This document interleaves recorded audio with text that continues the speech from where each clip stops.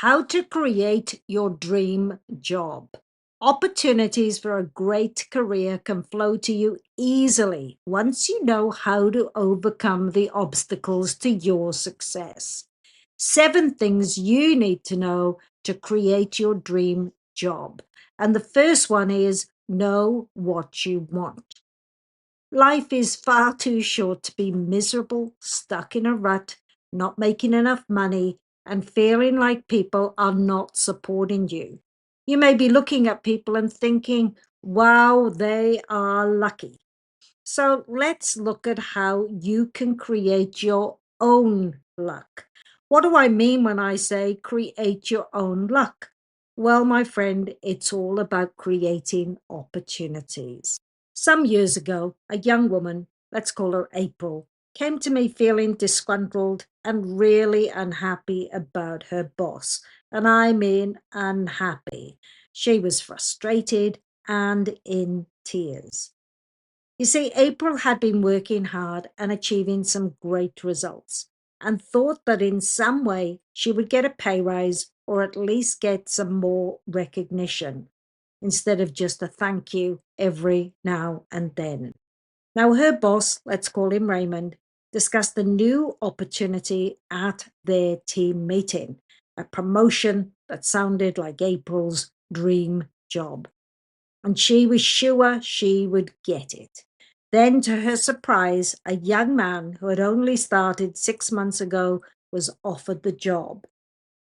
She was understandably upset, so much so that she was about to quit. She told me she was really angry at her boss and was thinking to herself, he must know what he has done. Now, this was a critical point in her life, and she said that she felt her pride had taken a battering and she felt devalued and worthless. I asked April, what do you want? What makes you happy? And she said that she loved her job and she thought that she and her boss were getting on really well until now. And she felt betrayed. Ever felt like that? You see, April said she wanted a promotion and thought that it would just come to her. I asked April to do something brave. I asked her to go to her boss and ask why she had not been selected for the role and what she needed to do to obtain an opportunity. He said he had no idea she wanted the role. He gave her some feedback, mostly positive, but with some areas for improvement, and indicated that another opportunity was coming up in 6 months. And then she heard the magic words, and if you keep doing so well, the job is yours. April got that promotion in 4 months. Her boss, Raymond, created an opportunity for her and a pay rise, which really made a massive difference in her life. A little secret. If you don't know what you want, then other people won't know either, which may mean missing out on opportunities, and this will leave you feeling miserable and not appreciated instead of overjoyed. Now, the second key aspect is what is the best job fit for you? Think about location, think about culture, and think about values. Often people take a job without checking the culture and the values of the organization. Or they say, the commute will be fine, I'll get used to it. The pay packet is really good and it's a great opportunity. Now, people start in jobs and they leave within the first 3 months, usually because of these reasons. But some stay because they feel it will look good on their CV. And this is a horrible place to be in, all because you didn't do your research. You can't relate to your coworkers and you feel like your values are being challenged. And the longer you stay, the worse you feel. Now, those migraines just keep getting worse, and so does your sarcasm. Have you had a look in the mirror? Are you starting to be sarcastic? This is really compromising your values. So, the second key thing that you need to do is remember that a job is a big part of your life. So, make it meaningful. Okay. The third key thing is set a salary and conditions goal. Are you trying to make ends meet and feel like you're living from pay to pay? Or perhaps the pay is good, but the conditions impact on your life and your well being. Or perhaps you want a great salary and great conditions and flexible hours. Now, early in my career, I was working in human services on really terrible money. And I will be honest, I knew that long term this would become an issue for me because I wanted to own my home and have a better life.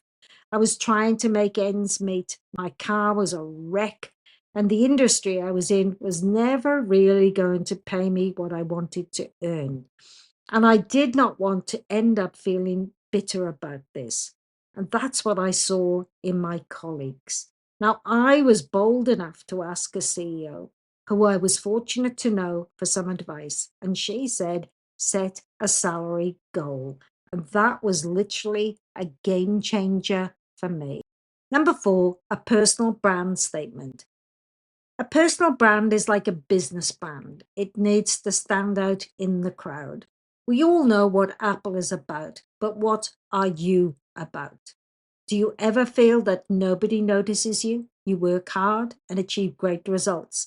And yet, when you talk about what you do, people switch off.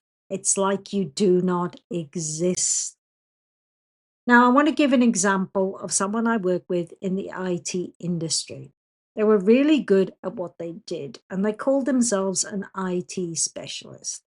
And yet they felt invisible in their role. But they were unhappy in their role because they felt like they deserved to earn more money. So I asked them a very simple question. If I was recruiting for an IT person and all the CVs were similar, how would someone like you stand out? And they couldn't really answer it. They were so caught up in the technical side of what they did that they weren't looking at the relational side. So we worked together and dug deep. And basically, we came up with this statement: delighting people with simple IT solutions. We then took this a step further and we started to talk about them being a thought leader and writing a few articles on user friendly technology. Now, let's talk about your career plan. Some people undertake several careers in their life and try different things until they find what they love to do. Other people do a job that pays well so that it funds the life they want to live. I've also worked with several leaders that have reached the peak of their career and they want to start up their own business because they're really sick of high demands and pressures and so much responsibility, and they feel like it's impacting on their health, but they don't know what to do. And so I share with them the idea of a career transition plan. Whether it's a career transition plan or a sideways move or making the right connections, it's all about having a plan that's going to take you from where you are to where you want to be. So here's three great career plan tips. Write down your envisioned future because it creates clarity. Number two, ask yourself, where do I want to be in 2, 3, or 5 years' time? Number three, are you looking beyond where you are right now to see where you can transfer your skills? Now, number six, you have to stand out to do things differently. You may have worked in an organization for a long time and missed out on every promotion. And you may have complained to your boss and anyone else who will listen, right? In fact, you feel unhappy and hate going to work. Your health is impacted upon mainly because you see other people getting ahead and you feel frustrated because you don't know what to do and because you've invested so much time in the company that you believe you deserve an opportunity. Now, as a CEO, I would often see entitlement all of the time. In other words, people feel that if they serve their time, that great opportunities will come to them. Then, when they don't get them, they get bitter and resentful and start complaining and being a disruptive influence, which actually blows any chance that they will ever get ahead. Let me tell you about someone called Fran, not her real name. She was complaining to me about not getting a pay rise. Yes, me, the CEO. Not really a good move, but that is how disgruntled she was. To be fair, Fran loved her job, and she was a really loyal employee. But she'd created in her mind this notion of feeling entitled.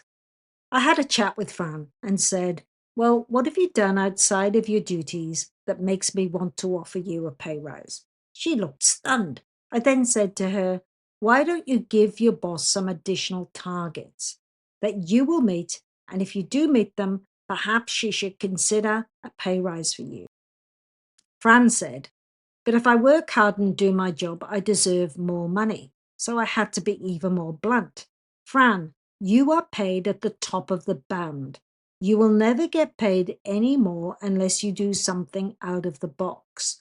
Now, you can keep complaining or create your own luck or look for another job, but we cannot justify giving you a pay rise when you're at the top of the band unless you go into the performance category." Now, fortunately, Fran listened, and she put together a plan that included some new KPIs and presented this in a positive way. The manager then took this to HR, and it was decided that the organization would allow her to go on to the rewards level for exceptional performance. And 6 months later, Fran was put up a level and her whole attitude changed. Who knows where this newfound attitude will take her? So you've got to get noticed the right way. Now, this is really important. One day I was in a supermarket, and basically there was a young woman who was serving me, and the young man serving on the other checkout asked her for advice. And she said, "I am not in charge. Ask someone who is." I said to her, "Leadership is stepping up even when you're not in charge." I couldn't help myself. She smiled and said, "I know, but I'm tired and I cannot be bothered." You see, she knew the answer to the young man's question, but she could not be bothered. She lacked the desire to lead. And a desire to lead is very important, and it helps you stand out. You need a brand that is recognized regardless of what position you hold. You never know when some CEO, business owner, or a senior person is watching you. And the last one is, what is your influence strategy? Now, have you looked around and thought, why are they earning more than me? How come they got that project? Why am I not paid more? I am doing just as well, if not better, than anyone else in this company. The reason they're probably doing better is they have an influence strategy. The key here is knowing what to ask and who to ask. This is really important in creating your own luck. So, in summary, the 7 principles: know what you want, know what is the best job fit for you, set a salary goal, have a personal brand statement, have a career plan, make sure you stand out and do things differently, and have an influence strategy. I'm Dr. Clare Allen, and if you've liked and enjoyed this clear message on how to create your own luck and land your dream job, then subscribe to my channel. Thanks for listening.